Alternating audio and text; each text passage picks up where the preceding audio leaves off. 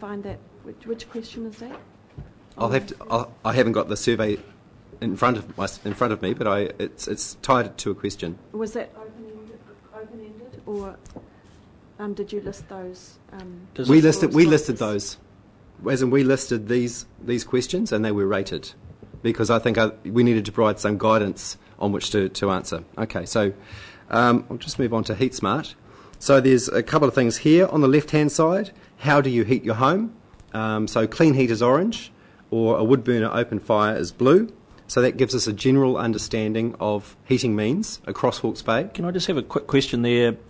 Considering over a third of the respondents were rural, how does that impact on that figure? Yeah, it does impact on that figure. Yeah, okay. So rural people don't live in the airshed and generally use wood burners and are under no pressure to change, obviously. Yeah. So for the benchmark, we've also just given what the specifics of that heating method was. So it doesn't give us any comparison at this stage, but it will in future years. So you can see 52.4% use wood burners, and then a lesser number of heat pump, electric, gas. There are others, or pellet fires, for example, and open fires. So we would like to measure that as we conduct future surveys and just see what that shift is and measure it. So have you considered replacing your wood burner or open fire? So this was 282 was the number that we measured against. So anyone that said they've still got a wood burner or open fire, then the question was, have you considered replacing your wood burner open fire? 170 of those, or 63%, said an outright no, and then 104 said yes. So further to, yes, I have thought about it, then when do you plan to? So not sure was a reasonably large number.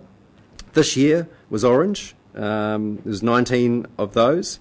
Next year was 27 people, and the year after that was 7 people. And those numbers have been given to our Heat Smart program coordinator, and he's going to work through those numbers in terms of a target list to approach. Okay. A question around that, because we have got a mixture of rural and we haven't separated those out, but also does it separate out compliant wood burners? Are we actually asking people with compliant wood burner, are they considering changing? Yes, that was, and that was within the so framework there's of the quite a lot of question. noise around that particular thing that makes it difficult for us to draw particular conclusions about the effectiveness of the Heat Smart program, isn't there? Yeah, that's right. But I think we've asked, we certainly spent quite a lot of time on the questions to make them as specific as we could without trying to draw out the survey to an unreasonable length. So it's certainly given our Heat Smart team something to work with. I'm not going to spend time on this, but certainly we covered recreational water quality, and our recreational water quality science team will use this as a means of refining the water quality monitoring that's undertaken. It's also a good indicator of the region's most popular swimming spots. So we split that down into Napier, Hastings, CHB and Wairoa. Mr. Chair, given that if the survey is a third rural people, does that mean it's actually a skewed survey and these results might not be accurate? It's spread representatively across the region. Yeah, but if there's not a third of Hawke's Bay residents are rural, are they? No. So this survey isn't an accurate picture of Hawke's Bay then, in terms of. So if you've got. If you look at the methodology within the paper, it shows that we're, You need to read the paper, Councillor. So what it says is that the proportion of the total population that's in the Wairoa district, the same proportion out of the 700 respondents were surveyed. So proportionally, by district or area, it is correct. And, the use by the chairman of the third was just a ballpark, I believe. Just to... urban, rural. Yeah. Simple as that. Under and specifically in the paper itself on Table 1, if you look to the far right, it mentions urban, rural and total, and if you look at that overall, that gives you the exact numbers that were surveyed across Napier, Hastings, CHB, Wairoa, and exactly what the split was of urban and rural people that were surveyed. Okay, so that number's specifically there for you. Okay. So civil defence emergency preparedness, comparable numbers across the last couple of surveys. We couldn't compare it back to 2005. Just the questions were a little different. But there was a noticeable increase there in terms of water storage particularly. And I would attribute that to Christchurch, to the Canterbury earthquakes. So again, that's been passed back to the civil defence team. Can I just ask about what the results were regarding preparedness? Can you just summarise what percentage of people actually are prepared in the survey? Please. It's there. So can you? I can't read that. Can you translate that, please? So 700 were surveyed, and 95% of people said they were prepared with food for 3 days. 68.6% of people said they were prepared with water for 3 days, and 89.3% of people said that they were prepared with cooking, with a means to cook for 3 days. Oh, that's good. Very good. Thank you. Just the water area needs to be topped up a bit. Yeah, thank you. And then this is a benchmark question. So have you prepared a household emergency plan and checklist, which has been something which has been pushed by McDem over the last 3 to 5 years, but we haven't got comparable results for this, but it certainly gives us a good position to move forward with the civil defence program. So no was 306, or unsure, or don't know. Yes was 273, and somewhat prepared was 121. So moving on to dealing with the Regional Council. In the last 12 months, how often have you had direct dealings or contact with the Regional Council? And you know, the point is that many people don't interact regularly with the Regional Council. They don't need to interact regularly. You know, and this is similarly borne out through our surveys of residents at home and garden shows. You know, do you have much to do with the Regional Council? No. Do you want to? No. I'm quite happy. You know, I mean, that's, you know, yeah. There you go. So further to that, what was your most recent dealing with the Regional Council about, so we can get some sense of that? The descriptions along the bottom are rates, then water resource consent, flood and drainage, animal pest control, waterway quality and level monitoring, land care and environment management, chemical and pollution control, resource consent applications, land management, soil erosion, and the last one was other. And so within other, again, I've broken out there other water issues: home heating, which is HeatSmart, consents and information, or plant pest control and trees. So again, a good spread of the interaction that we have on largely natural resource matters. Okay. Dealing with the Regional Council, how satisfied or dissatisfied? Of those that did deal with us, which was 190, fair indicator overall of satisfaction. And we'll be looking into the dissatisfied numbers to identify any actions that can be taken. I haven't done that bit of work yet, but that'll be something that's done as we move forward. So the Regional Council communications, if you needed to know about the Regional Council related issue, how would you find out about that? So phone, 51.3%, and I think that really links back to the fact that people still want a point of contact. If they have something that they want to talk to the council about, they just want to talk to someone. So that really draws importance to the Regional Council staff, councillors, being able to simply have a chat about an issue. Council's website rated well at 27.7%.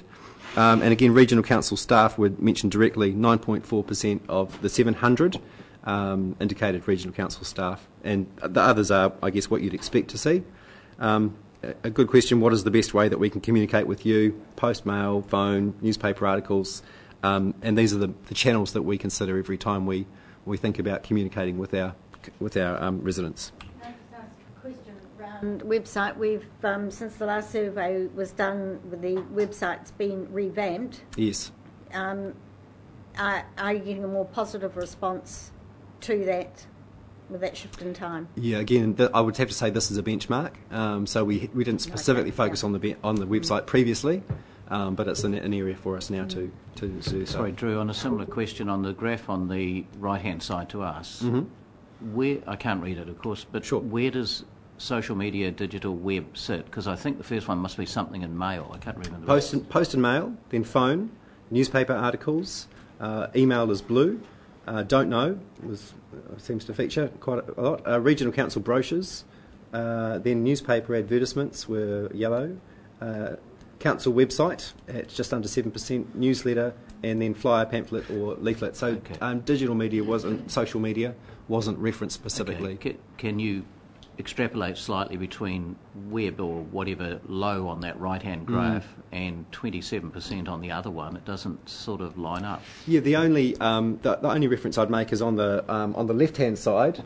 You've actually got social media, Facebook and Twitter would be 0.1% of 700 people. So that's how they would find out about us. So that would be kind of the place to watch, if you will, in terms of our interaction with social media. Mr. Chair, can I just make a comment that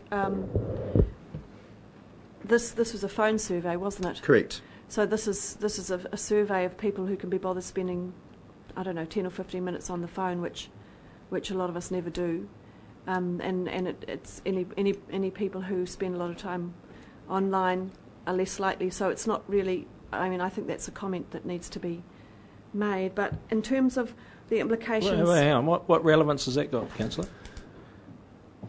It's got no relevance at all. Well, I think it does because. Well, explain that to me. Well, whenever people ring me up and say, "Will you do an online phone survey and spend 10 or 15?" I always say no, thank you. They usually ring at dinner time, and I never engage. But I do spend a lot of time online and so on. So understand that, but what difference does that make to the result? Well, just because they're people that can be bothered to speak? My question that I was wanting to ask was,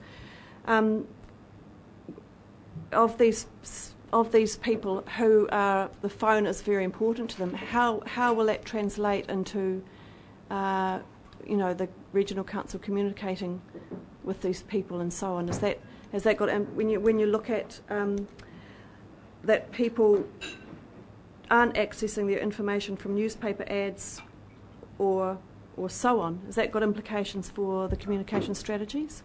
It does. In fact, our comm strategy is now digital by default, so we're moving towards a stronger digital adoption. But I just want to speak back to your original comment, which was, in terms of telephone survey, it's widely regarded as still the most robust and effective way to gather this sort of information. We actually went to the research broker at no cost to us to undertake an offering from research organisations, and then from 3 offerings we picked Sill Research, who are a local provider, to undertake the survey. So we spent a lot of time looking at what was the best methodology and then who was the best provider to deliver that methodology for us. So I'm quite comfortable with the robustness of this result and the way in which it was undertaken. Chairman, would I be right in relating this to one of the common areas of contact, which is around particular areas of resource management, including consent applications, which would be both mail and phone query? Yes. So really what's skewing this is you've got to read it in conjunction with why people are contacting the council. Would that be correct? Oh, well, I'm sure. I think we're a very open, organisation, and I think people feel quite comfortable to pick up the phone. We have a number of people who are experts in their field, who work very closely with the community, and we encourage the community to have the conversation that they need to with us. I think we don't have a customer, a call centre, so therefore the public engage right across the organisation, and that's, I think that's a strength that we have as well. Mr. Chairman, I just thank you. It would be interesting if it's possible, and I'm thinking here of website usage, to see how we compare with other kindred or similar regional councils, but it's probably not possible because they may or may not go through this exercise, or they'd ask a different mix of questions and so on. But do you sort of have any indication of how we stack up compared with, say, other similar councils in terms of website use? Because this would tell us something about how effective ours is. The comment I'd make to that was that we took out 2 awards at the Algam Web Awards earlier this year in May, and so our website is well regarded against other websites nationally. But I think the the standing against other regional council websites or other local government council websites, I think was 26th amongst 75 councils that responded and took part in the survey. So we sit well. We're well placed amongst other councils across New Zealand. Thank you. So our place. Two things here. Do you recall receiving a copy of Our Place delivered to your home several times a year? Yes, rated well against previous questions in terms of the Council's magazine. And how do you rate the content? So some interest was 53%, neutral was 13%, great interest was 21%. Overall, yellow, if you look at yellow and blue, and the orange, we rate well. We rate extremely well. So well received, especially given our, you could say our irregular dealings with many people in the community. So a lot of people don't have much to do with the regional council, but they are interested in what we do and they read about it.